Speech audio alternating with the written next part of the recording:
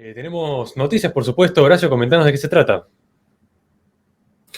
Excelentísimo. Hoy vamos a conversar sobre un tema que creo que a más de uno le toca de cerca porque se encuentran dentro de lo que es la ontología digital, se encuentran dentro del mundo de las redes sociales y ciertamente Facebook, no solamente por ser una de las plataformas más viejas o quizás la más conocida, sino por la que mayor cantidad de usuarios alberga en el mundo como red social, ha sido nuevamente noticia. Y sobre esto creo que es necesario desmenuzar.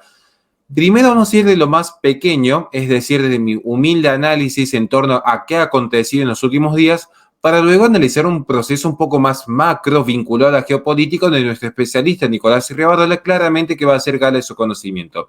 ¿Qué es lo que ha acontecido en Facebook en los recientes días? Bien, la red social Facebook lanzó una campaña muy particular en la cual se le alertaba a los usuarios que habían estado visitando páginas o perfiles que la propia compañía consideraba extremistas. Es decir, la red social le daba una suerte de advertencia muy particular a los usuarios cuando deciden ingresar a determinados sitios. Y esta es la particularidad. ¿Qué sitios? Se preguntará uno.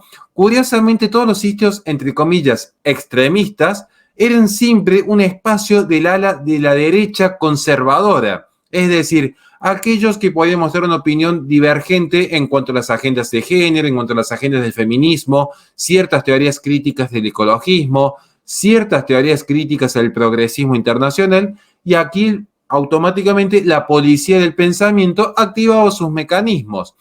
Sobre este punto creo que es necesario rescatar que justamente aparece un mensaje, digamos, público, porque se dio a través de una entrevista que se realiza en CNN, donde la empresa reconoce que toda esta actividad forma parte, entre comillas digo, de nuestro trabajo más amplio para evaluar las formas de promocionar recursos y apoyo a las personas en Facebook que pueden haber participado o haber estado expuestas a contenidos extremistas o que pueden conocer a alguien que esté en riesgo. Es decir, el mensaje oficial de la plataforma de Facebook en esta entrevista a CNN fue demostrar que hay una preocupación de esta empresa de que la gente tome contacto con opiniones extremistas. Es decir, que la gente simplemente escuche una versión de los hechos y de la realidad que es distinta a lo que su línea editorial plantea. Y acá quiero remarcar algo que es importante, porque no va a faltar aquel pequeño liberprogre que venga a decirnos luego: es una plataforma privada. Justamente, tanto que le gusta defender las teorías contractualistas, todas las plataformas, todas las redes sociales, cuando se establecen, justamente aparecen mediante la forma de red social. ¿Esto qué significa? Que la empresa no asume línea editorial, no asume responsabilidad por lo que sus usuarios determinen o digan en dicha red. ¿Por qué se plantea esto? Porque mientras no se esté violando un determinado derecho personalísimo, como podría ser una difamación injusta, o se esté realizando una amenaza que ya es un delito penal que coarta la libertad, mientras sean expresiones de ideas, se supone, y según el propio contrato de la red social, que está en el auge o en la esfera de reserva que tiene el usuario. Está dentro de la esfera de la reserva que tiene un usuario. Se supone que ninguna red social, Instagram, YouTube, Facebook, Twitter, no posee línea editorial. ¿Por qué no posee línea editorial? Porque si la poseyera, como por ejemplo, para que se entienda, un diario, un canal de televisión específico, particularmente un noticiero, o que la poseyera un espacio radial, tienen que asumir su línea editorial, porque eso implica también asumir la responsabilidad por lo que allí se dice. Por ejemplo, la Resistencia Radio tiene una línea editorial, claramente. La Resistencia Radio tiene una línea editorial de derecha y funciona como medio periodístico de derecha. Esto significa que, además de tener un perfil que ya le avisa al usuario cuál es el tipo de contenido que nosotros generamos, cuál es nuestra carga de ideas y doctrinas que exponemos, también estamos obligados a documentar cada palabra porque asumimos la responsabilidad. Por eso nunca planteamos teorías abstractas, sino siempre citamos la fuente. Siempre hemos citado la fuente de cada cosa que se dice. Eso es una línea editorial. Ahora, Twitter sostiene, no se puede ser línea editorial porque no podemos estar corroborando qué dice cada usuario. Entonces, libertad de expresión, siempre y cuando no haya ni difamación ni amenaza. Ahora, Lo que ha realizado Facebook, hablando de Twitter como ejemplo de red social, pues vamos a Facebook, que es la más conocida, es que nuevamente aparecen un millar de usuarios que ven en sus celulares un mensaje muy particular. Le aparece una alerta, es decir, salta una notificación que le tapa la visual de su pantalla, en la cual decía, ¿sos consciente de que alguien que vos conocés se está convirtiendo en extremista? Y entonces surge luego un segundo mensaje de Facebook que dice, Facebook se preocupa por prevenirte de los extremismos. Otras personas en tu misma situación ya han realizado un reporte confidencial respecto a esta página. Curiosamente, como es confidencial, nunca se dice quién los denunció, pero de golpe, con un par de denuncias de algunas cuentas específicas, ya ciertos sitios son tildados como extremistas. Esto lo que genera es que en tiempos actuales, en cuya humanidad transita la ontología digital, propio de este vocabulario posmoderno de la modernidad, aparece la cultura de la cancelación. Es decir, uno cuando instala un software pone cancelar cuando no quiere que se instale algo. Acá, cuando no se quiere instalar una idea, se la cancela. Pero curiosamente, hoy la persona, como insistimos siempre en la posmodernidad, ya no compra y vende bienes y servicios, compra y vende ideas. Entonces, la persona se transforma ya en una idea y por lo tanto, cancelar una idea es cancelar a la persona y más en tiempos de ontología digital, donde lo público se encuentra privatizado y lo privado se encuentra estatizado. Entonces, lo que es público como el debate político se encuentra privatizado por la Big Tech. Entonces, quien es cancelado en esta plataforma privada queda exento de poder participar en la discusión pública, como pasó con Donald Trump cuando fue cancelado en Twitter. Es decir, en el mayor foro de discusión política hay uno que ya no puede participar. Y esto es importante aclararlo, porque claro que con las categorías viejas de izquierda, derecha, liberalismo, comunismo, no se entiende un fenómeno de la posmodernidad donde lo público y lo privado se encuentran desdibujados, porque el Estado y el mercado se encuentran amparados por un campo superior en términos de Pierre Bourdieu, que es el campo cultural. Entonces, aquí donde están actuando las Big Tech, en el campo cultural, que roza elementos del Estado, pero que también actúa en el mercado. Y estas son las consecuencias. Entonces, yo lo que quise plantear es, como introducción al análisis de Facebook, y perdón si me he extendido, es, hay una infinidad que se haría imposible exponer cada captura de pantalla donde se está mostrando lo que ha sucedido con Facebook. Ahora, es interesante cómo Facebook se posiciona como una suerte de mesías propio de una izquierda jacobina, racionalista y verticalista, en decirle a la persona qué es lo mejor para sí. Facebook te está diciendo a vos que estás viendo este video en este momento, te está diciendo cómo debes pensar, porque hay ciertos pensamientos que son nocivos para vos y que ellos te tienen que cuidar como una suerte de poder paternalista de que no te encuentres en peligro de algún extremista. Entiéndase, extremistas, la Resistencia Radio, Negra Ross, Nicolás Rivadol, Agustín Laje, Javier Villamor, Víctor Lukács.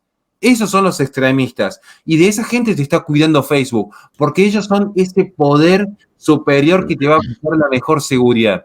Y ya para finalizar y darle la palabra a Nicolás, creo que es importante también considerar algo que no puede dejarse pasar desapercibido. Y acá sí me voy a tener un instante, pero es solo un minuto que les pido de paciencia.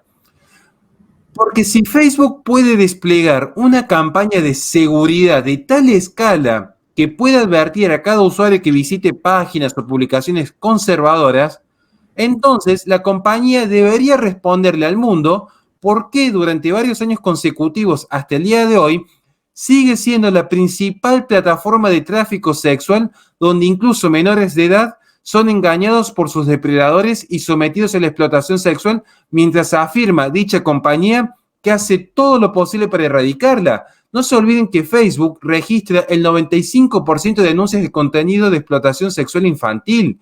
Facebook es una de las principales plataformas en las que se promueve la mayor cantidad de delitos y tomé el más horrendo por no tomar delitos leves como son actualmente las estafas tan comunes que se están dando en la ciudad de Córdoba. Entonces, resulta que hoy Facebook dice, tenemos una suerte de poder maquiavélico que intentamos usar por el bien común. Facebook se posiciona como ese garante de la seguridad pero le interesa la seguridad, entre comillas, ideológica. ¿Por qué no se preocupan por la seguridad real tanto que quieren jugar a ser progresistas y bonapartistas? ¿Por qué no se preocupan de repente tanto que les gusta hablar del bien común de la comunidad? Por los delitos reales que incluyen a menores de edad, antes de estarse preocupando si acaso la Resistencia Radio sube un contenido conservador a su página de Facebook. Perdón por haberme extendido, Nicolás, pero quería cerrar con este broche.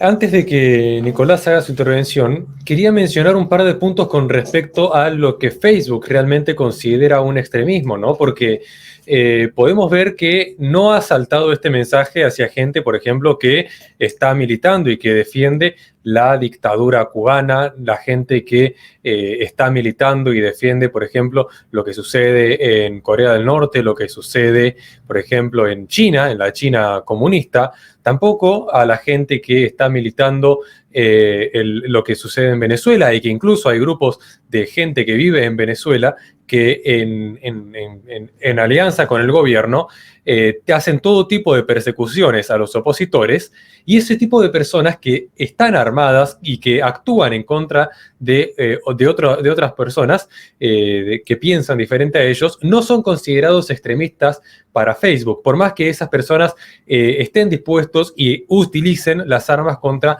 otras personas. En cambio, una persona que levanta una Biblia, un pastor, un cura, un periodista, nosotros que estamos informando, una persona que se dedica a la política, que es presidente o expresidente actualmente de los Estados Unidos, una persona que quiere tener una familia, que quiere tener hijos, eso es considerado un extremismo. Una persona que degolla a una persona y sube su video a las redes sociales no es considerado extremista para Facebook. Y no se preocupa por eso, como bien dijo Horacio, no se preocupa por la cantidad de amenazas de muerte, por la cantidad de estafas, por la cantidad de pornografía infantil que se difunde por dicha plataforma, pero sí se preocupan porque haya gente que defienda las ideas conservadoras, porque haya gente que hable de Dios en Facebook y que hable de ideas de derecha. Sí, justamente muy interesante las ambas intervenciones, tanto la de Horacio como la de Nera. Y por más que muchísima gente, porque es el pensamiento que la gran mayoría de la gente tiene de que Facebook es aliada de Estados Unidos o trabaja para Estados Unidos, cosa que es cierta, como bien hemos solido mencionar en la Resistencia, el trabajo que se ha hecho desde Cambridge Analytics, por ejemplo, que hay denuncias generadas por la venta de información, de datos que hemos tocado en diversos vivos relacionados a la Big Data para las encuestas políticas, para saber qué punto enfocarse, caso argentino de Mauricio Macri en 2015, bajo el asesoramiento de Durán Barba, el caso de Bolsonaro también, en el cual se puede ver cómo toda su campaña se basó en Facebook, Twitter, Instagram y YouTube, el caso también de Donald Trump y demás. Es muy interesante ver cómo Mark Zuckerberg, justamente, el CEO, dueño de Facebook, como quieran denominarlo, entendió que el futuro y que donde más plata se está manejando y hoy en día conviene aliarse es en China. Y una frase que dijo en su momento cuando fue a Beijing, cuando fue a China justamente y se juntó con altos mandos y altos poderes justamente chinos, afirmó que Facebook actúa más como un gobierno que como una empresa. Y cuando uno se pone a ver todo esto y ve cómo Facebook tuvo que ir adaptándose para poder entrar al mercado chino, el cual sabemos que el control social del Internet y de las redes sociales en sí es muy fuerte, empezó principalmente con la cuestión económica de los espacios publicitarios. Facebook ha desarrollado las mejores herramientas de compra para los clientes chinos principalmente. Estamos hablando que Facebook vende más de 5.000 millones de dólares, repito, 5.000 millones de dólares al año en espacios publicitarios a empresas chinas y a agentes gubernamentales chinos que buscan promover justamente todos estos mensajes en el extranjero. Una idea la cual Horacio ha mencionado millones de veces con los estudios de Confucio, no me sale bien la palabra exacta ahora, relacionado a toda la cuestión cultural. Horacio, perdón. Son los institutos Confucio que ya Donald Trump puso su mira cuando estaba al frente de la gobernación de Estados Unidos, porque es una de las maneras en las cuales China se expande. Recuerden, eso incluso está en mi canal si quieren ver la intervención de Pablo Muñoz Iturrieta, donde analizamos no solamente la intervención de los institutos Confucio en toda América, sino también cómo ciertas familias prestigiosas y de dinero se trasladan a zonas de reservas naturales, como puede ser la Patagonia Argentina, parte de Perú en cuanto a la extracción de minerales, o el norte en Canadá, donde hay reservas de agua dulce, donde allí se establecen las familias más millonarias de China y que también pueden sostener ciertas comunidades o microcomunidades en dicha región. Perdón, Nico.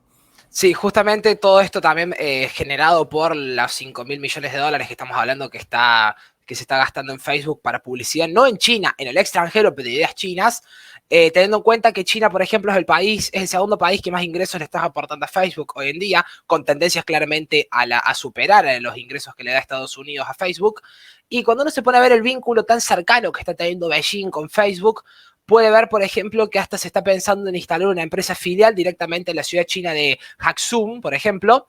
Y cuando uno se pone a analizar todo esto, ve cómo está funcionando China mediante el control social, reconocimiento de Face ID relacionado con otras aplicaciones, también la venta de datos como nosotros anticipamos y nos cansamos de decirlo de TikTok, de Kawaii y demás cuestiones que luego mágicamente salieron a la luz por otros medios también y por medios un poco más grandes.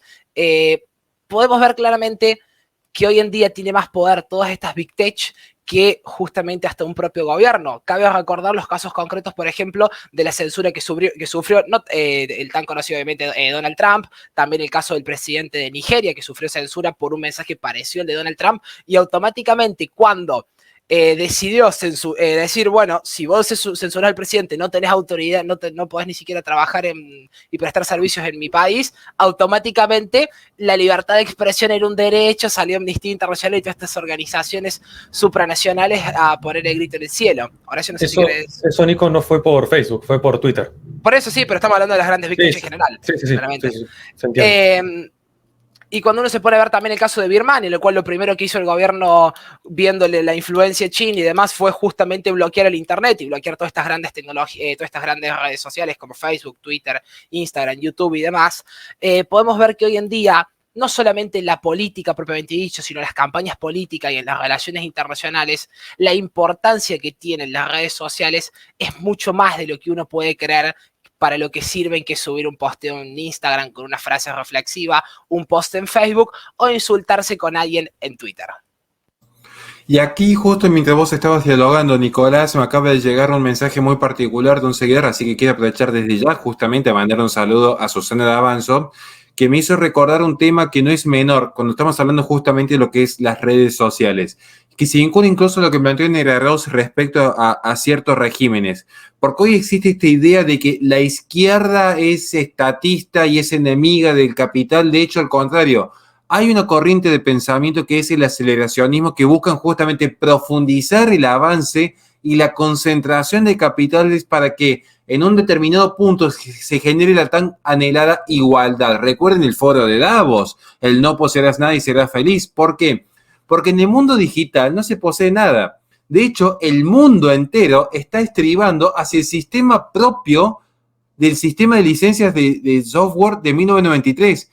Para que se entienda, uno cuando tiene Windows, no posee Windows. Uno puede poseer la computadora en última instancia, pero el sistema de operativo, uno paga una licencia, se supone que uno paga una licencia, que uno la pagan anualmente, digamos. Entonces, no se posee nada en cuanto a lo tangible, pero no es feliz porque tiene el software andando. Bueno, estas Big Tech funcionan de la misma manera, porque en el mundo digital no se posee nada efectivamente. Pero como bien marcó Nicolás, detrás de todo esto hay ciertamente una reingeniería social. Porque yo no me olvido que uno de los primeros videos que subí, creo que es el primero que subí en mi canal, fue justamente una transmisión en vivo con Nicolás exponiendo lo que era la Big Data. De hecho, mi canal empezó curiosamente denunciando la Big Data. Vayas paradojas de la vida. No vayan a ver lo que era la edición de ese video, por favor, que me muere de vergüenza, pero digo, estábamos arrancando. Ahora, lo que sí es cierto que hay un punto que es fundamental. Porque hoy, el peligro de esto, y lo voy a vincular con algo que creo que es necesario decirlo, así que perdón si me extiendo en este pequeñísimo punto, pero necesito chequear un solo dato para no equivocarme. Pero vamos a hablar un poquito de Facebook y China. Pero antes que hablar de Facebook y de China, yo quiero hablar de algo más profundo. las redes sociales y China, porque se están ignorando. Vamos a hablar un poquito de TikTok, una red social que tanto le gusta a mi amigo Nicolás, que tan ha sido consumidor de TikTok. Porque hoy ciertamente que el mundo estriba a lo que es una ontología digital y en este sentido se viene confirmando lo que ya se dijo recién.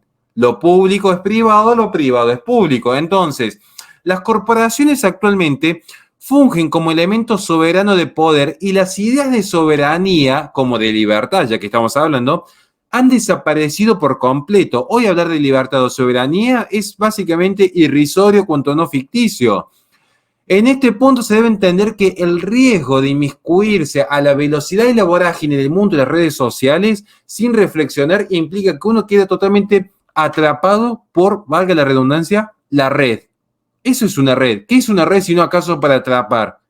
Y la gente cree que la red social te da libertad. Al contrario, miren, recientemente salió a la luz, y quiero citar la fuente, no sé si la tengo aquí cerca, sí, acá está, CNBC, para no equivocarme y tratar de ser lo más profesional posible.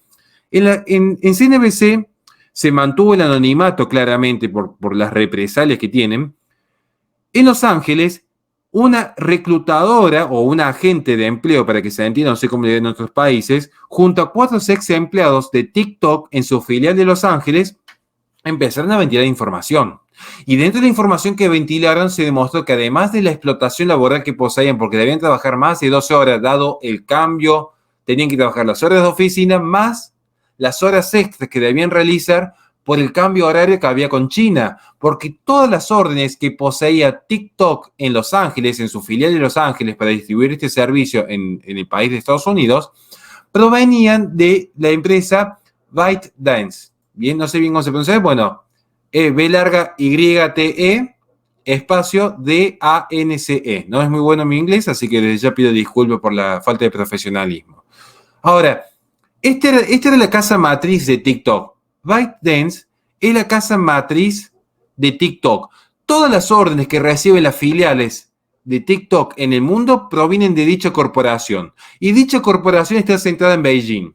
Y todo se sabe que en Beijing el control completo de cada, entre comillas, empresa privada responde al Partido Comunista. Y los propios ex empleados han demostrado y han mostrado sus documentos en dicho informe en la CNBC, para que lo quiera buscar. Nosotros, por una cuestión de censura de YouTube, somos prudentes en exponer estos documentos.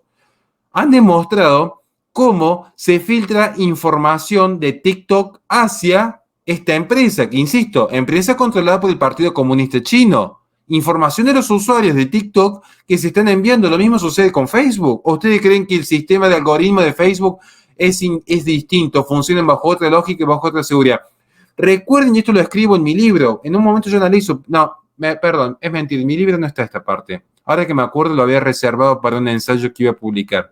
Bueno, pero en un ensayo que estoy publicando en este momento sobre cómo hacer el mundo post-pandemia, ¿cuál va a ser la Virgen Inmaculada más valuada en el mundo post-pandemia? La seguridad informática. ¿Por qué? Porque el mundo real ya no es tan inseguro como el mundo virtual, porque el mundo en general ya no transita en esa realidad externa, transita en la realidad digital. Entonces, ¿qué tiene que hacer el sistema? Ofrecer seguridad a una sociedad de por sí miedosa, y esto es parte de la tesis de mi próximo documental, que es sobre el miedo en la sociedad. ¿Qué se necesita? Ofrecerle seguridad. Pero ¿qué es lo curioso? Que esta, entre comillas, seguridad privada es lo más inseguro que existe. Y esto no es una defensa del Estado, es las cosas como son. Y no voy a hablar solamente de TikTok, porque tampoco vamos a decir que todo esto es culpa del Partido Comunista Chino, que en parte sí, pero en su momento, Change.org, esta plataforma que tantos pro vida utilizaban para sus campañas mediáticas, estaba vendiendo información de los usuarios que firmaban a razón de 6 euros por usuario a los partidos políticos de Europa. Aquí tenemos una memoria completa, entonces es decir, las Big Tech tienen un comportamiento que tiende hacia lo oligopólico. Y esto incluso lo hemos dialogado con Agustín Laje cuando fue a nuestra radio. Las Big Tech tienden hacia el comportamiento oligopólico. Ya simplemente para cerrar, quería simplemente traer colaciones, si no nos olvidemos de TikTok, no solamente hablemos de Facebook, que es quizás hoy el tema de atención, pero cómo funciona. estos capitales concentrados en China, particularmente en Beijing, que están bajo el riguroso control del Partido Comunista Chino, filtrando información de los occidentales hacia dicho régimen. Y esto es una idea, ¿qué teoría conspirativa? Para nada, porque primero, son los propios ex empleados que están denunciando esto, y segundo, no es que de esta forma van a controlar nuestro cerebro a través de una antena especial que nos va a dirigir, sino que se analizan los comportamientos, y en una sociedad totalmente cientificista como la nuestra, particularmente del siglo XVIII en adelante, donde la ciencia es el baluarte igual que la razón, en una sociedad revolucionaria, lo que se hace justamente con la descripción, cuando hay una descripción del comportamiento como de cualquier fenómeno natural, también existe luego la predicción, como en el clima. Es decir, de tanto observar el comportamiento de las nubes, yo ya puedo predecir qué probabilidades hay de que llueva. Entonces, al predecir ciertos comportamientos, bajo la dictadura de los algoritmos, también se puede predecir el tipo de consumo y el tipo de régimen que puede implementarse. No se olviden que mucho de esto ya estuvo escrito hace más de 50 años en la propaganda política de Domenech, un libro que siempre recomiendo, pero que veo que todavía no se ha leído en profundidad. Finalmente quiero agradecerle, particularmente quiero saludar a Susana D'Avanzo, a Luis Mateo, a Andrea Pulido y a Melody Gutiérrez, que están siempre acompañando del otro lado. Perdón por extenderme en el análisis. Sé que es un bloque más corto, pero creo que era necesario que la gente tome conciencia de lo que están haciendo cuando filtran información en la red social. Y si me permitís, antes de cerrar, Nera, si toda la gente, a su vez de todo lo que le estamos mostrando, sigue creyendo que somos los conspiranoicos, simplemente busca en internet comprar Big Data, comprar datos, y se van a sorprender con lo que pueden llegar a encontrar, obviamente entendiendo los costos que se manejan a niveles internacionales de toda esta información, porque es, como bien hemos dicho muchas veces, es el petróleo del siglo XXI. Y finalmente, lo que parecía la salvación ante un mundo que estaba con los medios de comunicación totalmente coartados por la izquierda y el progresismo, se nos prometió que en el Internet, en YouTube, en Facebook, en las redes sociales, tendríamos la salvación, tendríamos la libertad de expresión, tendríamos la posibilidad de expresar diferentes ideas, que vendría a ser como una forma revolucionaria de comunicación. Vino un tipo, compró absolutamente todo y agarró y puso, aprovechando esos monopolios, se juntó con los otros monopolios y empezaron a tener ciertas pautas a seguir para poder pertenecer a estas redes sociales. Y las redes sociales que no se adapten a dichas pautas son automáticamente, como pasó, por ejemplo, con estas redes sociales que empezaron a surgir después de la cancelación de Trump de Twitter, son automáticamente sacadas del mercado y eliminadas totalmente para que no puedan ser utilizadas por los usuarios. Entonces, finalmente está en manos de la misma gente, en manos de las mismas personas y haciendo los mismos negociados políticos que hacían antes los medios de comunicación. Hoy en día están haciéndolo las redes sociales, mientras la gente sigue pensando que son ese paraíso de libertad de expresión y libertad de pensamiento, cuando en realidad terminaron siendo una ilusión y una fantasía para que la gente viva adentro de la burbuja de felicidad de la cual no tiene ningún tipo de preocupación, pensando que todo es bonito y lindo alrededor. Le agradecemos a toda la gente que estuvo viendo esto en vivo. Le recordamos que este programa se transmite